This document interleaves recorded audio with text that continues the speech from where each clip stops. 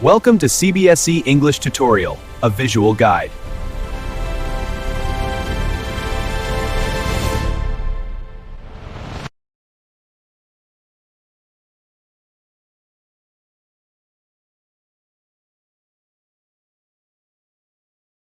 Nîmes is a historic city in southern France located in the region of Occitanie.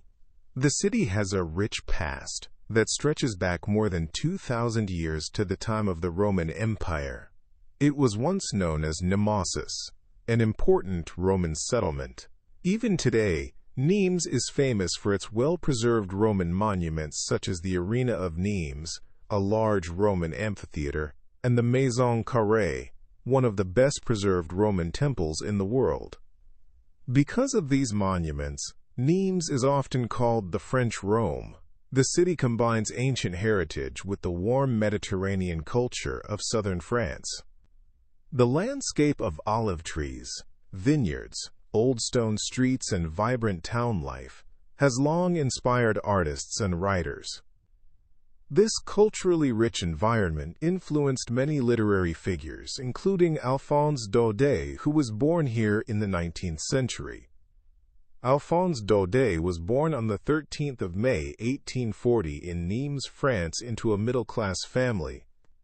His father, Vincent Daudet, was a silk manufacturer, but the family business later failed, forcing them to move to Lyon. Because of financial difficulties, Daudet had to leave school early and began working as a school assistant teacher at a young age. The experience was not pleasant for him, but it gave him deep insight into human emotions and social life, something that later shaped his writing.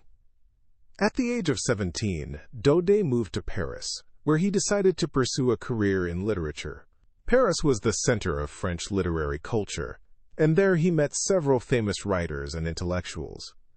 His talent for storytelling soon gained recognition.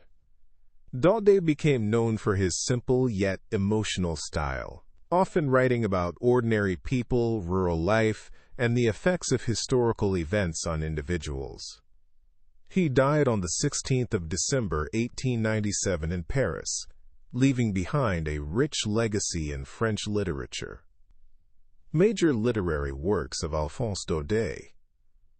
Some of his well-known works include Letters from My Windmill, 1869, a famous collection of stories describing life in Provence; Tartarin of Tarascon, 1872, a humorous novel about the adventures of an exaggerated hero; Froment and Riesler, 1874, a novel that brought him great literary success. Daudet's writings often combine realistic observation with emotional depth, making his stories both touching and memorable. One of Daudet's most famous short stories is The Last Lesson, which appears in many school textbooks. The story was inspired by the historical event known as the Franco-Prussian War.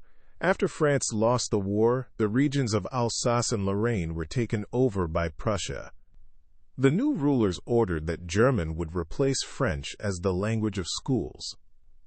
This political decision deeply affected the people of the region, who suddenly realized the value of their language and culture.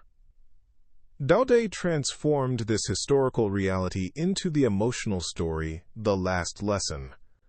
Through the character of Monsieur Hamel and the young boy Franz, the story shows how people often realize the importance of their language and education only when they are about to lose them.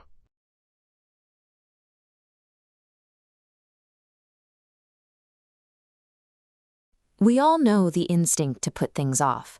You have a difficult task ahead, but the weather is beautiful, and you tell yourself there will be plenty of time to deal with it tomorrow. That is exactly what a young French boy named Franz was thinking as he considered running away from school to avoid a test on grammar. But Franz's desire to skip his homework was about to collide with a massive historical crisis. It was 1870, and the Franco-Prussian War had just violently redrawn the map of Europe. This map shows Alsace and Lorraine, border districts in eastern France. Following a defeat, France handed these territories to Prussia, a rapidly expanding German state. For the people here, the change was immediate. They slept as French citizens and woke up subjects of an occupying power. The Prussian leadership driving this expansion wanted much more than just land. They sought to dismantle the local identity, replacing French culture with a severe militaristic authority that would loom over every rural village. Geopolitical conquest manifests in the sudden, violent erasure of the mundane, the micro-level habits that once defined a community's daily rhythm. On a typical morning in Franz's village, school began with a loud, chaotic energy. You could hear the slam of heavy wooden desks, the overlapping shouts of students repeating lessons in unison, and the sharp crack of the teacher's iron ruler hitting the table. But as Franz hurried toward the schoolhouse that morning, he didn't hear any of that. The building was wrapped in a heavy, unsettling quiet, as still as a Sunday morning. The signs of trouble were already there. On his way in, Franz had passed a crowd gathered at the town hall bulletin board. For 2 years, that board had delivered a constant stream of bad news: military drafts, lost battles, and commands from occupying officers. Expecting a scolding for being late, Franz opened the door to the silent classroom. But his notoriously strict teacher, Hamel, spoke with a gentle kindness, softly asking him to take his seat so they could begin. The noise and chaos of a classroom mean life is continuing as normal. When a culture is targeted for deletion, silence is the first true indicator of the erasure. Once Franz sat down, the room felt like a crime scene where the details were wrong. Hamel was wearing his beautiful green coat and a frilled shirt, formal clothing he reserved strictly for inspection days and prize ceremonies. Then Franz looked to the back of the room. The wooden benches, usually empty, were full. The village elders, the former mayor, the old postmaster, were sitting there, holding their tattered spelling books, looking entirely heartbroken. Hamel stood at the front of the room and delivered the blow. An order had arrived from Berlin. From tomorrow onward, only German would be taught in the schools of Alsace and Lorraine. He told them this was their last French lesson. This historical photograph shows the reality that followed. An enforced Prussian education meant military officers replacing local teachers, treating grammar lessons with the rigid discipline of an army barracks. Cultural imperialism targets the classroom, systematically deleting the native tongue to secure the minds of the next generation before they reach adulthood. Franz looked at his grammar and history books with a sudden, sharp clarity. The heavy volumes that had been a nuisance moments ago were now old friends he couldn't imagine losing. When Franz failed to recite his grammar rule, Hamel didn't scold him. Instead, the teacher blamed the entire village. They all shared the same flaw. They had constantly put off their education, assuming there would always be a tomorrow to master their own language. The final lesson continued, and Franz realized he understood the complex grammar rules with ease. Teacher and student were now listening with desperate intent. For the writing exercise, Monsieur Hamel had prepared new copies in a beautiful round hand. They read simply, France, Alsace, France, Alsace. They hung from the metal rods at the top of the desks, looking like tiny flags of resistance floating inside the silent room. Outside, pigeons cooed softly on the roof of the school. Listening to them, young Franz asked himself if the conquerors would force even the birds to sing in German. We rarely recognize the weight of our heritage while it surrounds us. It is only at the moment of forced extraction that we understand its value. Before the lesson ended, Monsieur Hamel made a final defense of the French language. He called it the clearest, most logical tool they possessed, and urged the village elders and children never to forget it. The ability to speak one's own tongue serves as a persistent form of liberation. As long as a people maintain their language, they possess the means to overcome the boundaries imposed by their conquerors. Right at that moment, the church clock struck 12. The bells began ringing for the Angelus prayer. The time had run out. Instantly, the metallic blast of Prussian trumpets cut through the air directly beneath the classroom windows. The occupying soldiers were returning from their morning drill. Hamel stood up. He was terribly pale. He opened his mouth to speak, but emotion choked him. He couldn't get a word out. Unable to speak, he turned to the chalkboard. Taking a piece of chalk and leaning his entire weight against the board, he wrote in massive letters, "Vive la France." The preservation of cultural identity serves as a vital weapon against systemic oppression. It is a shield that must be taken up actively before the clock runs out.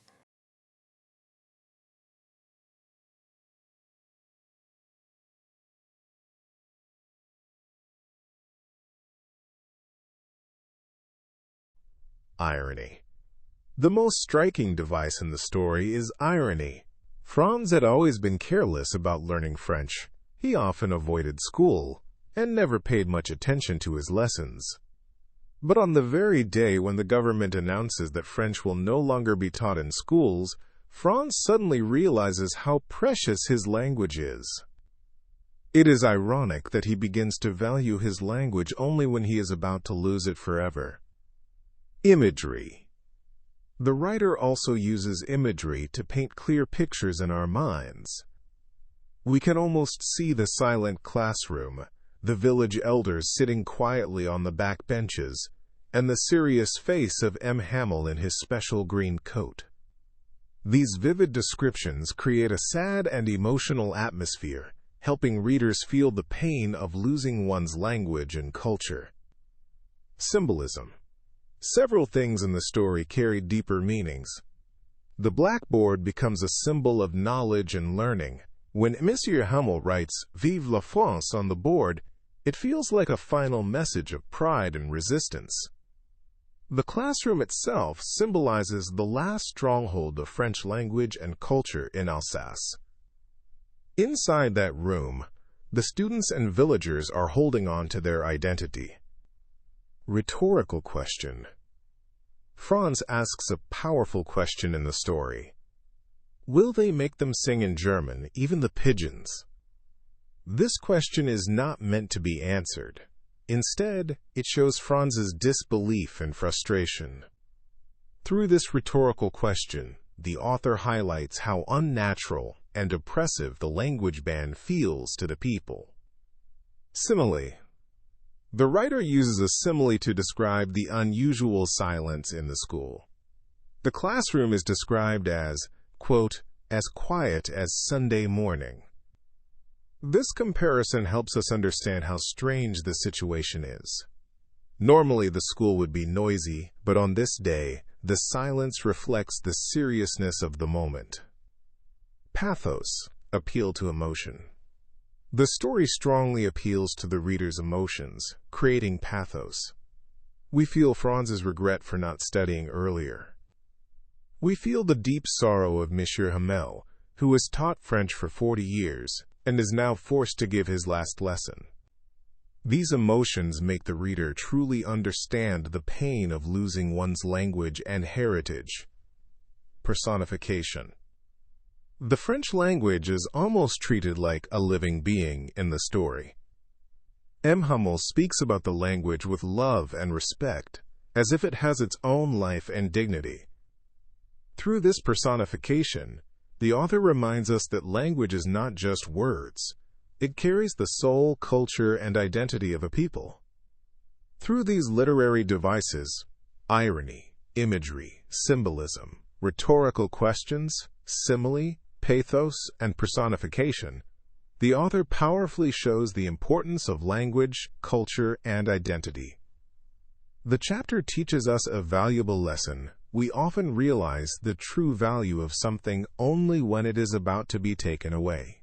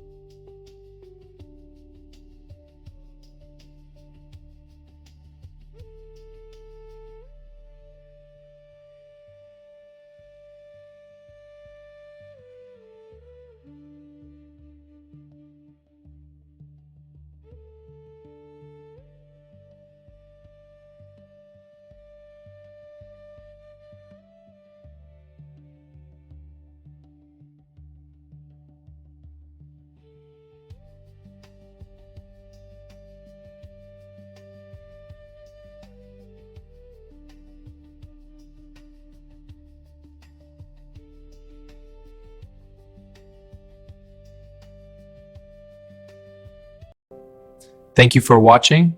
See you again in a bit.